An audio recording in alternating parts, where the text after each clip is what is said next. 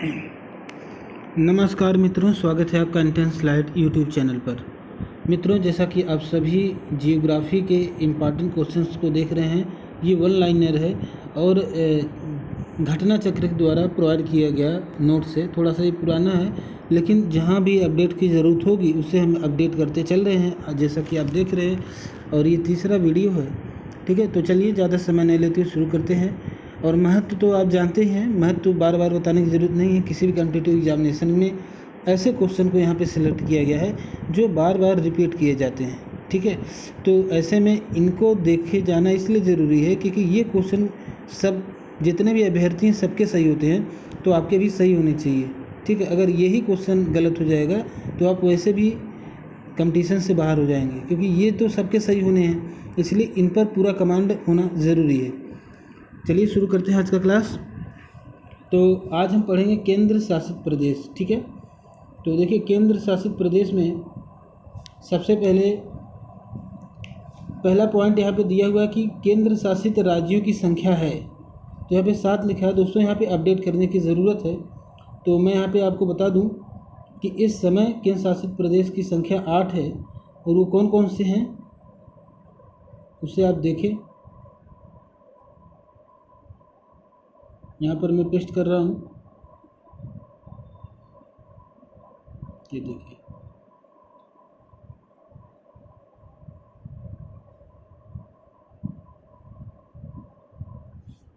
यहाँ पर देखें दोस्तों, भारत में केंद्र शासित प्रदेश देखें, उनकी राजधानियाँ भी हैं यहाँ पे। जैसे अंडमान और निकोबार द्वीप समूह है, चंडीगढ़ है, दादर और नगर हवेली है, दिल्ली है, ठीक है। उसके अलावा लद्दाख है, फिर लक्षद्वीप है, जम्मू कश्मीर है, ठीक है, पुदुचेरी है। तो कितने हो गए? 8 हो गए ना। यहाँ से देखें, 1 2 3 4 5, फिर 6 7 8। तो कितने केंद्र शासित प्रदेश हो गए? 8 केंद्र शासित प्रदेश हो गए। अपडेट कर लीजिएगा। दूसरी बात, ये देखें, जम्मू कश्मीर अंडमान और निकोबार द्वीप समूह जो है, इसका राजधानी पोर्ट ब्लेयर है। चंडीगढ़ की राजधानी चंडीगढ़ है। दादर एवं नागर हवेली एवं दमन एवं दीव को मिलाकर एक ही राज्य बना दिया गया है, इसकी राजधानी है दमन। दिल्ली की राजधानी तो दिल्ली ही है, लद्दाख की राजधानी लेह है, और लक्षद्वीप की राजधानी कावारत्ती है। जम्मू कश्मीर की राजधानी श्रीनगर, और पुदुचेरी की राजधानी पांडिचेरी, ठीक है। तो ये आप ध्यान दीजिएगा कि केंद्र शासित प्रदेशों की संख्या वर्तमान में कितनी हो गई है। तो ये 8, ठीक है। चलिए आगे बढ़ते हैं। अगला देखें, अगला फैक्ट, भारत का सबसे बड़ा संघ राज्य है तो दिल्ली है, और सबसे छोटा केंद्र शासित क्षेत्र है तो ये लक्षद्वीप है। पुडुचेरी का क्षेत्र विभाजित किया जाता है तो तमिलनाडु में, केरल और आंध्र प्रदेश राज्यों में, ठीक है। मैप जब आप देखेंगे तो 3 राज्यों में पुडुचेरी इस तरह से, आंध्र प्रदेश में भी आपको दिखेगा, तमिलनाडु में भी दिखेगा, और इधर केरला में भी दिखेगा, ठीक है। अगला प्रश्न है कि त्रिपुरा, दमन एवं दीव, लक्षद्वीप, पुडुचेरी में से केंद्र शासित क्षेत्र नहीं है। तो ये त्रिपुरा देखिए केंद्र शासित क्षेत्र नहीं है, क्योंकि अभी हमने आपको 8 जितने केंद्र शासित राज्य थे उनको हमने आपको दिखाया, उसमें त्रिपुरा नहीं था, ठीक है। अगला प्रश्न है, दमन और दीव के बारे में सत्य कथन है। तो दमन और दीव के बीच खंभात की खाड़ी है, इसकी राजधानी दमन है, ठीक है। अगला है, सिलवासा राजधानी किसकी? दादर एवं नगर हवेली की, ठीक है। अगला प्रश्न है, भारत के केंद्र शासित प्रदेश कौन कौन से हैं।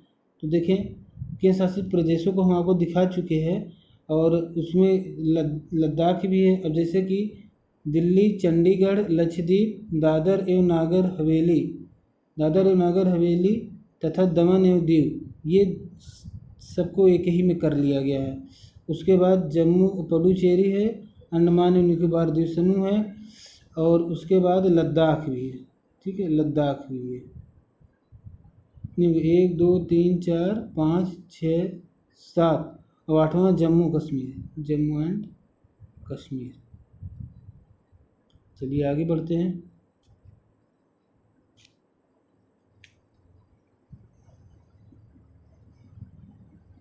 आगे हैं जनजातियों के बारे में, प्रजाति जनजातियों के बारे में हम पढ़ेंगे।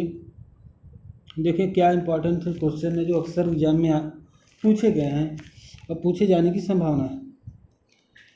ये पीले वर्ण के तिर्यक नेत्र, उठी हुई कपोल अस्थि, छुटपुट केश और मध्यम ऊंचाई वाले व्यक्ति होते हैं। इसका संदर्भ है।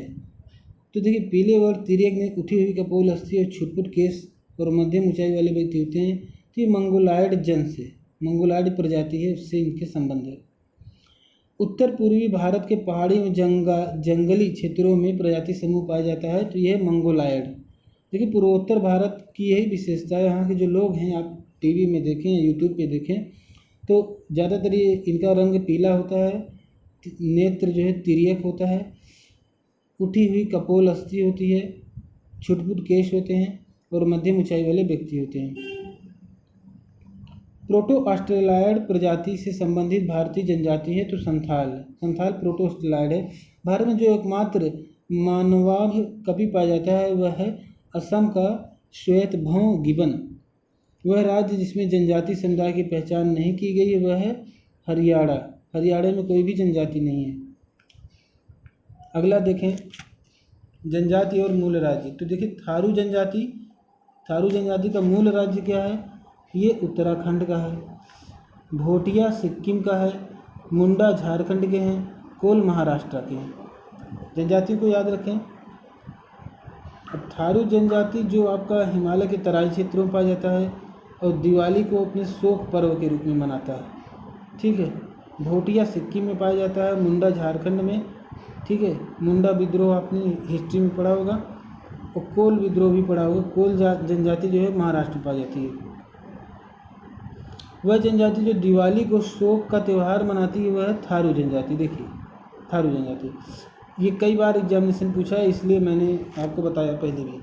थारू लोगों का निवास स्थान है तो उत्तर प्रदेश में। देखिए वो जो मूल स्थान है उत्तराखंड में है, जो मतलब हिमालय के तराई क्षेत्रों में, लेकिन मूल स्थान जो आपका नेपाल का तराई क्षेत्र है, मतलब नेपाल के बॉर्डर से होते जो भी उत्तराखंड और उत्तर प्रदेश में दोनों स्थानों पर इनका निवास स्थान है। तो उत्तर प्रदेश इसका सही आंसर है। अब ये सही आंसर क्यों है? क्योंकि हो सकता है ऑप्शन में केवल उत्तर प्रदेश रहा हो। ठीक है। तो कभी कभी चारों ऑप्शन को देखते हुए भी हम जो है सही, जो मोस्ट प्रोबेबल आंसर होता है उसको देने की कोशिश करते हैं। तो ये बात भी आप ध्यान रखिएगा। अब देखें सुमेलित है, कौन कौन सा सुमेलित है? तो सुमेलित करके यहाँ पे दिया गया है। लिम्बू जनजाति सिक्किम से है, कार्बी असम से है, डोंगरिया कोंड उड़ीसा से है, बोंडा उड़ीसा से है। डोगरिया कोंड और बोंडा उड़ीसा से हैं, कार्बी असम से हैं, लिम्बू सिक्किम से हैं। अबोर, गद्दी, लेप्चा तथा थारू जनजाति में से कौन धौलाधार श्रेणी की प्रमुख जनजाति? तो गद्दी जनजाति धौलाधार श्रेणी की है। ठीक है। गद्दी लोग निवासी हैं हिमाचल प्रदेश के। ठीक है, हिमाचल प्रदेश के। संथाल निवासी हैं पूर्वी भारत के। ऋतु प्रवास किया करते हैं भूटिया। जो भूटिया जनजाति होते हैं, भूटिया जनजाति ये ऋतु प्रवास करते हैं। कहाँ पाए जाते हैं? भूटिया। अभी आपने पढ़ा था सिक्किम में, सिक्किम में। ठीक है। यहाँ पर देखें लिम्बू भी सिक्किम में और यहाँ पर देखिए भोटिया भी आपने मिलाया था सिक्किम से। ठीक है। ये भोटिया है सिक्किम से। आगे बढ़ें। बोडो निवासी हैं। बोडो कहाँ के निवासी? तो गारो पहाड़ियों पे रहते हैं। गारो जनजाति हैं मेघालय, असम में, मिजोरम में। मेघालय, असम में, मिजोरम में। मेघालय में एक पहाड़ी पाई जाती, 3 पहाड़ियाँ पाई जाती हैं, गारो, खासी और जयंतियाँ। और तीनों जनजातियाँ मेघालय में पाई ही जाती हैं, असम और मिजोरम में भी पाई जाती हैं। अब देखिए गारो, खासी व गारो भाषा बोलने वाली जनसंख्या पाई जाती है तो मेघालय में तो जरूर पाई जाएगी। पहले नंबर मेघालय है, उसके अलावा असम में और मिजोरम राज्यों में भी। ठीक है। मेघालय, असम और मिजोरम। आगे देखें चेंचू, लेप्चा, डफला एवं डाफर जनजातियों में से केरल में पाई जाने वाली कौन सी जनजाति है? तो चेंचू है। ठीक है। डफला, मीरी और सिस्मी, ये सब जो डफला उफला ये तो अरुणाचल प्रदेश की जनजाति है। ठीक है। अगला देखिए, भारत की सबसे बड़ी जनजाति कौन सी है? तो भील जनजाति। भील जनजाति राजस्थान पाई जाती है और थोड़ा बहुत मध्य प्रदेश में भी। अगला देखिए, टोडा एक जनजाति है जो निवास करती है तो नीलगिरी की पहाड़ियों पर। टोडा जनजाति कहाँ निवास करती है? नीलगिरी की पहाड़ियों पर। एक जनजाति जो सरहुल त्यौहार मनाती है कौन सी है? तो मुंडा। मुंडा जनजाति सरहुल त्यौहार मनाती है। उत्तराखंड की सबसे अनुसूचित जनजाति है तो जौनसारी। जौनसारी कहाँ की? उत्तराखंड की। मिजोरम में बस्ती संरूप मुख्यतः कटकों के साथ रेखीय प्रतिरूप का है क्योंकि घाटियाँ कटकों की अपेक्षा ठंडी हैं। उसके बाद देखें, यहाँ पर एक प्रश्न है, सब सुमेलित करने के लिए है। तो देखिए, भोटिया के बारे में पूछा है, भोटिया। अब सुमेलित करना था इसमें। देखिए, खासी, गारो, खासी और जयंतिया तीनों जो है मेघालय में तो ज़रूर है। मेघालय के बाद जो है आपके मिजोरम में भी है। संथाल जनजाति झारखंड और आपका टोडा तमिलनाडु। ठीक है, टोडा जनजाति तमिलनाडु में, कि नीलगिरी पहाड़ी कहाँ पे? तमिलनाडु में पड़ता है। अब देखें, भोटिया जनजाति उत्तराखंड और उत्तर प्रदेश में। एक भोटिया जो है वो सिक्किम में पाया जाता है। अभी आपने देखा था, देखें, भोटिया जनजाति सिक्किम में पाया जाता है। तो ये वाला क्वेश्चन जो है हमें, ये यहाँ पर जो भोटिया लिखा है इसको आप करें, ये गलत आपको लग रहा है, करेक्ट, इसको करेक्शन कर लीजिएगा। ठीक है। अगला है जनजाति बिहू। असम में बिहू नाम का त्यौहार भी मनाया जाता है। ओणम केरल में। अच्छा, ये सब त्यौहार का नाम है। और पोंगल तमिलनाडु में, बैसाखी पंजाब में। ठीक है। आगे देखें, राज्य और मुख्य भाषा। जैसे गोवा में कोंकणी बोली जाती है, सही है। मेघालय में खासी बोली जाती है, सही है। सिक्किम में लेप्चा भाषा बोली जाती है। ठीक, आगे बढ़ें। अंगामी जनजाति कहाँ की? नागालैंड की है।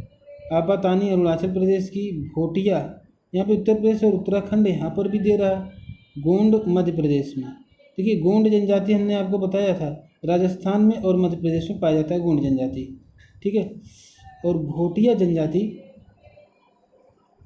भोटिया के बारे में थोड़ा सा देखिए मित्रों, जो भोटिया जनजाति है, जो कन्फ्यूज़न था इसमें, तो यहाँ पर देखें, भोटिया जनजाति उत्तर प्रदेश और उत्तराखंड के पिथौरागढ़ ज़िले में सबसे ज़्यादा पाई जाती है भोटिया जनजाति। ठीक है, ये करेक्ट है। और जो सिक्किम वाला भोटिया जनजाति वो अलग है, उसके साथ प्रोनाउंसिएशन में थोड़ा सा डिफरेंस है। ठीक है, तो उसको आप एक बार करेक्ट कर लीजिएगा। ये वाला आपका सही है। यहाँ पर भी था भोटिया जनजाति, ये उत्तराखंड में पाया जाता है, ये बात सही है।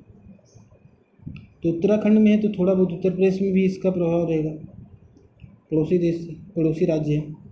आगे देखें, भील जनजाति पाई जाती है। भील जनजाति महाराष्ट्र, गुजरात, राजस्थान एवं मध्य प्रदेश में। ठीक है, भील जनजाति महाराष्ट्र, गुजरात, राजस्थान एवं मध्य प्रदेश में पाई जाती है।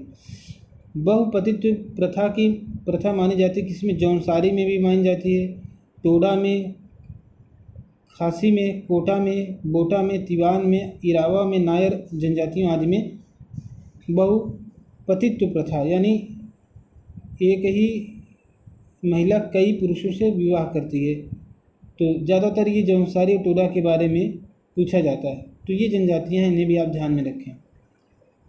अगला है जनजाति और निवास स्थान। तो भील है राजस्थान, संथाल है झारखंड, राजी है उत्तराखंड। भील देखिए, सबसे ज़्यादा राजस्थान में भील जनजाति पाई जाती है। महाराष्ट्र में भी थोड़ा बहुत पाते हैं, राजस्थान है, गुजरात है और आपके एमपी में भी पाए जाते हैं। अगला है बिरहोर जनजाति, झारखंड में। भूटिया, देखिए वो भोटिया था, ये भूटिया है। ठीक है, यही कन्फ्यूज़न था। भूटिया सिक्किम पाई जाती है, जबकि भोटिया उत्तराखंड के पिथौरागढ़ ज़िले में पाई जाती है। और टोडा जनजाति तमिलनाडु के नीलगिरी पहाड़ियों में पाई जाती है। सेंटिनलीज जनजाति वेरी इंपॉर्टेंट है, ये अंडमान और निकोबार द्वीप समूह में पाई जाती है। सेंटिनलीज जनजाति ये बहुत ही खतरनाक जनजाति होती है, अगर कोई वहाँ व्यक्ति जाता है तो ये लोग उसकी हत्या कर देते हैं। अगला देखें, टोडा जनजाति तमिलनाडु, लेप्चा सिक्किम, बिरहोर झारखंड, गारो मेघालय। ठीक है। सहरिया जनजाति के लोग जो हाल ही में चर्चा में थे वो कहाँ के निवासी हैं, तो राजस्थान के। आगे बढ़ते हैं, सही सुमेलित है तो जौनसारी कहाँ की जनजाति, उत्तराखंड की है। जौनसारी में बहुपति प्रथा है। भील ये एमपी में पाए जाते हैं, एमपी में इनका निवास स्थान है। भारत में जनजातियों के निर्धारण का आधार क्या है, तो सांस्कृतिक विशेषीकरण और विभिन्न आवास। अगला है, पहाड़ी कोरबा जशपुर, बैगा, मंडला, मारिया, पातालकोट, छिंदवाड़ा, सहरिया, ग्वालियर। सुमेलित कीजिए जिस राज्य से वे संबंधित हैं, तो मोपला केरल। देखिए केरल में मोपला विद्रोह हुआ था, तो मोपला केरल में पाए जाते हैं। मुरिया छत्तीसगढ़ में, टोडा तमिलनाडु की नीलगिरी पहाड़ियों में, और मुंडा झारखंड में। देखिए बिरसा मुंडा झारखंड से संबंधित है, इससे आप याद रखिएगा। टोडा नीलगिरी की पहाड़ियाँ जो है अगर ये तमिलनाडु में और थोड़ा सा केरल में है तो ये तमिलनाडु से सुमेलित हो जाएगा। और मोपला विद्रोह केरल में हुआ था, आप हिस्ट्री में भी पढ़े होंगे। तो ये 2 पॉइंट तो आपने हिस्ट्री में भी पढ़ रखा है। ठीक है, तो 2 तो आप ऐसे मिला लेंगे। बाकी टोडा भी आपको नीलगिरी पहाड़ी ये थोड़ा सा पुराना होगा तो याद ही हो गया। और मुरिया छत्तीसगढ़ अपने आप जो सुमेलित हो गया, तो इस तरह से भी आप इसे याद रखें। अगला देखें, भारत के चांगपा समुदाय के संदर्भ में सही कथन है। तो पहली बात, चांगपा समुदाय वे, तो इसका इंपॉर्टेंस क्या है, वे अच्छे किस्म का ऊन देने वाले पश्मीना बकरियों को पालते हैं। उन्हें अनुसूचित जनजातियों की श्रेणी में रखा जाता है। अगला देखें, बुक्सा। अगला क्या, बुक्सा पौड़ी गढ़वाल, कोल जबलपुर, मुंडा छोटा नागपुर पठार, कोरबा छत्तीसगढ़। तो मुंडा देखिए, मुंडा जनजाति जो आपका झारखंड में छोटा नागपुर के पठार वाला एरिया आता है। कोल जनजाति देखिए जबलपुर, मध्य प्रदेश के जबलपुर में। बुक्सा पौड़ी गढ़वाल वाला क्षेत्र यानी उत्तराखंड वाला। कोरबा छत्तीसगढ़। ठीक है, इन्हें याद रखें, बहुत इंपॉर्टेंट, कई बार आ चुके हैं सब। अगला है, राज्य है असम मिरी। ठीक है, राज्य की जनजाति असम की मिरी, नागालैंड का कोन्नेक, अरुणाचल प्रदेश का अप्तानी, राजस्थान का लंबाड़ा। ये जो हैं ये थोड़े से कम चर्चा में रहे हैं, लेकिन इन्हें भी आप याद रखिए क्योंकि वो पुराने वालों जो अभी हमने पढ़ा था उनके साथ मिला करके दे सकता है। तो अगर इसमें से 1-2 भी आपका पता रहेगा और अगला उसमें का तो आपको पता है ही, तो आपका जो है ये सुमेलित करने वाला सवाल गलत नहीं होगा कभी। अगला देखें, जूलू जनजाति निवास करती कहाँ पे, तो दक्षिण अफ्रीका में। अगला सही सुमेलन है, तो छिंदवाड़ा, भारिया, मंडला, गोंड। तो मंडला देखिए ये मध्य प्रदेश का जिला है। ठीक है, तो जाहिर सी बात है गोंड जनजातियाँ होंगी, हमने कई बार बताया गोंड जनजाति एमपी में है। झाबुआ, भील, शिवपुरी, सहरिया। तो मित्रों इनके शहरों को भी आप याद रखें, इन जिलों को भी याद रखें। ठीक है, अगला देखें क्वेश्चन है, लोहासुर को अपना देवता मानती है अगरिया जनजाति। शोम्पेन जनजाति पाई जाती है निकोबार द्वीप समूह में शोम्पेन जनजाति पाई जाती है। केंद्र शासित प्रदेशों में औंध जनजाति के लोग रहते हैं, तो कौन सा केंद्र शासित प्रदेश है, वो अंडमान और निकोबार द्वीप समूह में। और एक और सबसे खतरनाक जनजाति इसमें पाई जाती है वो है सेंटिनलीज। ठीक है, जारवा जनजाति के लोग जो हाल ही में चर्चा में रहे निवासी हैं, कहाँ के, तो अंडमान निकोबार द्वीप समूह के। अगला है, भारत की सर्वाधिक आद्य जनजाति है, तो ये जारवा। भारत की सर्वाधिक आद्य जनजाति तो जारवा। मंगानियार के नाम से जाना जाने वाला लोगों का समुदाय है, पश्चिमोत्तर भारत में अपनी संगीत परंपरा के लिए विख्यात है। पश्चिमोत्तर भारत में अपनी संगीत परंपरा के लिए विख्यात है। उसके बाद देखें, झूमिंग करते हैं, झूमिंग करते हैं खासी जनजाति के लोग, खासी जनजाति के लोग।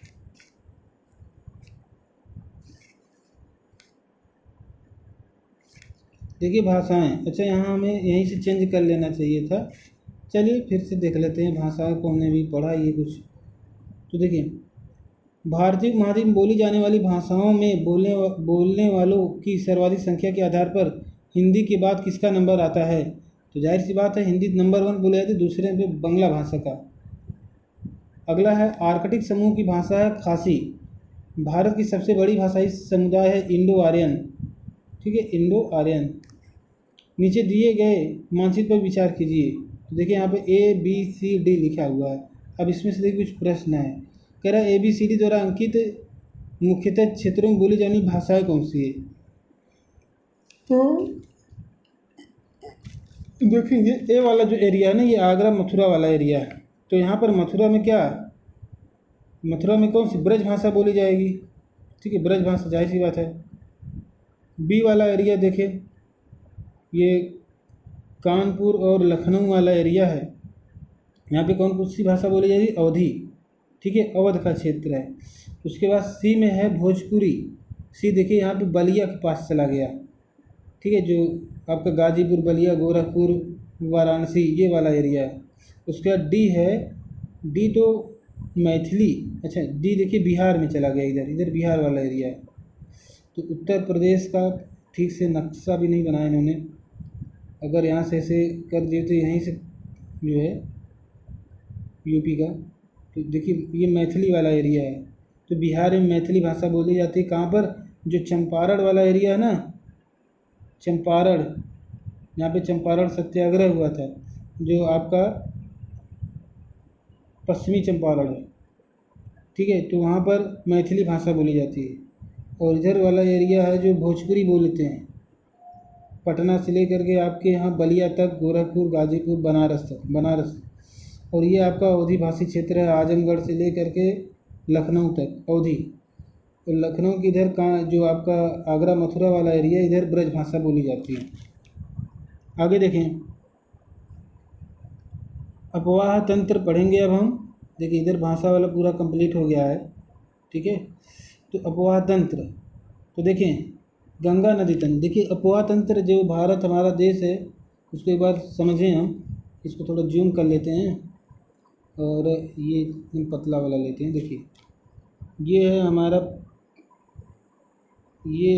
प्यारा भारत देश, और इधर जम्मू कश्मीर वाला एरिया इस तरह से हम बना लेते हैं छोटा सा समझने के लिए, ठीक है। अब देखें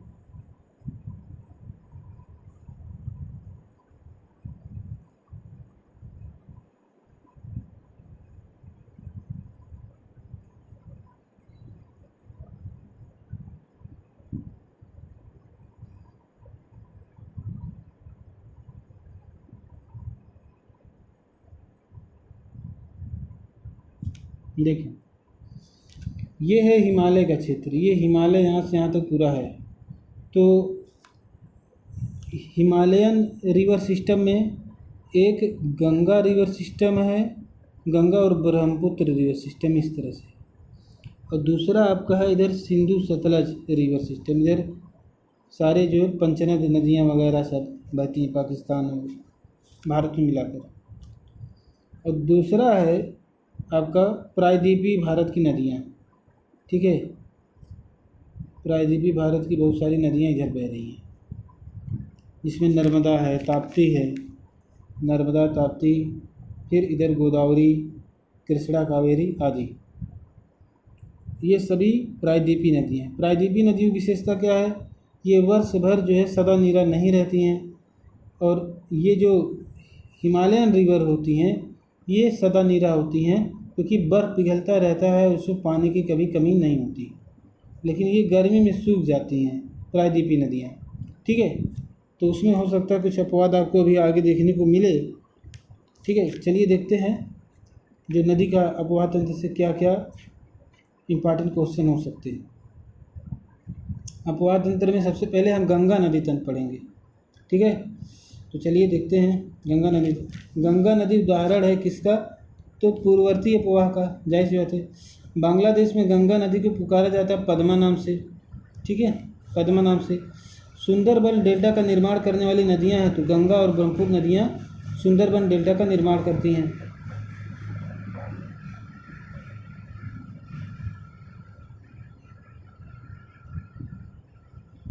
अगला है कथन कारण का क्वेश्चन है, गंगा बहुत ही प्रदूषित नदी है। कारण, जो नदी जितनी पवित्र होती है उतनी ही अधिक प्रदूषित। ये तो बिल्कुल गलत कारण है। गंगा प्रदूषित है वर्तमान में, ये तो बात सही है, किंतु इसका कारण ये नहीं है। तो गंगा अगर प्रदूषित है तो अत्यधिक जनसंख्या के दबाव के कारण, और दूसरा जो इंडस्ट्रियलाइजेशन के कारण, ठीक है। दिल्ली के आसपास और कानपुर में देखिए इंडस्ट्रियलाइजेशन बहुत है। कानपुर से गंगा बहती है, दिल्ली से यमुना बह के आती है, तो यमुना के साथ बहुत सारे जनसंख्या का दबाव इतना है तो उसका कचरा अलग, प्लस इंडस्ट्रियल जो एरिया का जो वो कचरा अलग, तो हर तरह का कचरा आके गंगा में मिलता है। उसके बाद जितने भी शहर बसे हैं सब गंगा के किनारे, ज़्यादातर बड़े बड़े शहर बसे हैं, ठीक है। तो इससे उस नदी तंत्र पूरा एक जनसंख्या का दबाव बनता है, तो इसलिए गंगा प्रदूषित हो जाती है। आगे बढ़ें। गंगा नदी की जलोढ़ मृदा की गहराई भूमि सतह के नीचे लगभग कितने मीटर होती है? तो 6000 मीटर तक होती है जलोढ़ मृदा, ठीक है। ये बात आप रखें याद। सत्य कथन है, देवप्रयाग अलकनंदा एवं भागीरथी नदी के संगम पर स्थित है। देवप्रयाग अलकनंदा एवं भागीरथी के संगम, अलकनंदा एवं भागीरथी संगम पर देवप्रयाग है। रुद्रप्रयाग अलकनंदा एवं मंदाकिनी की संगम पर अवस्थित है। अलकनंदा नदी बद्रीनाथ से बहती है, ठीक है। आगे बढ़ें। देखें रुद्रप्रयाग, या देखिए संगम, उसको याद रखें, मिलाने के लिए आ सकता है या एक वन लाइनर में भी पूछ सकता है। जैसे रुद्रप्रयाग अलकनंदा एवं मंदाकिनी के संगम से पर जो शहर स्थित है वो रुद्रप्रयाग है। अलकनंदा और मंदाकिनी, यहाँ पे नंदप्रयाग है, यहाँ पे तो कुछ यहाँ पे गलत है क्या? कर्णप्रयाग अलकनंदा एवं पिंडार, देवप्रयाग अलकनंदा एवं भागीरथी। ये वाला क्वेश्चन एक बार आप जो है इसको आप सर्च करिएगा, ठीक है। आगे बढ़ते हैं। अब इसमें पूरा संसाधन मेरे पास है नहीं तो आपको अच्छे से मैप के सारे दिखा भी देते। खैर जो है उसको देखें। अलकनंदा तथा भागीरथी का संगम देवप्रयाग में होता है। आगे बढ़ें। मंदाकिनी नदी जल प्रवाह तथा मुख्य नदी संबंधित है अलकनंदा से। केदारनाथ से रुद्रप्रयाग के मध्य कौन सी नदी बहती? तो मंदाकिनी बहती है। वह नदी तट जिस पर बद्रीनाथ का प्रसिद्ध मंदिर है वो है अलकनंदा। भारत की सबसे बड़ी वाह नदी है, सबसे बड़ी वाह नदी है गंगा। मतलब गंगा की जो लंबाई है भारत में, केवल भारत में 2525 किलोमीटर है। याद रखना भी आसान है, 2525, ठीक है। 2525 किलोमीटर है गंगा की लंबाई, इसलिए मुझे भी याद है। भागीरथी नदी निकलती है तो कहाँ से निकलती है? तो गौमुख से निकलती है भागीरथी नदी। गंगा नदी एकमात्र सहायक नदी जिसका उद्गम मैदान से है तो गोमती, ठीक है। गोमती नदी का उद्गम कहाँ से है? मैदानी भाग से, मैदान से। कौन सा जिला है? पीलीभीत जिला है। पीलीभीत जिले में एक लेक है फुलहर झील, फुलहर झील से, ठीक है, फुलहर झील से गोमती नदी का उद्गम होता है। और ये मैदानी, ये कहीं पर्वत से नहीं निकली है, एकमात्र गंगा की सहायक नदी है। अगला देखें। दिल्ली और आगरा के मध्य वर्ष के अधिकांश समय में यमुना नदी मृत हो जाती है। कारण, यमुना असतत वाहिनी नदी है। तो देखिए पहली बात तो सही है कि दिल्ली और आगरा के बीच जो है अधिकांश समय में यमुना नदी मृत हो जाने का मतलब एकदम सूख जाती है। और इसका जो कारण है असतत वाहिनी, ये गलत है, असतत वाहिनी नहीं है। क्यों? क्योंकि ये हिमालयन नदी है। हिमालयन नदी तो लगातार बहने वाली नदी है, हमेशा उसको पानी मिलता है, लेकिन इतना कम मिलता है और इतनी ज़्यादा नहरें पहले से निकाल दी चुकी हैं, तो दूसरे उसके कारण हैं जिसकी वजह से ये नदी यमुना तक आते आते एकदम से मृत अवस्था में हो जाती है।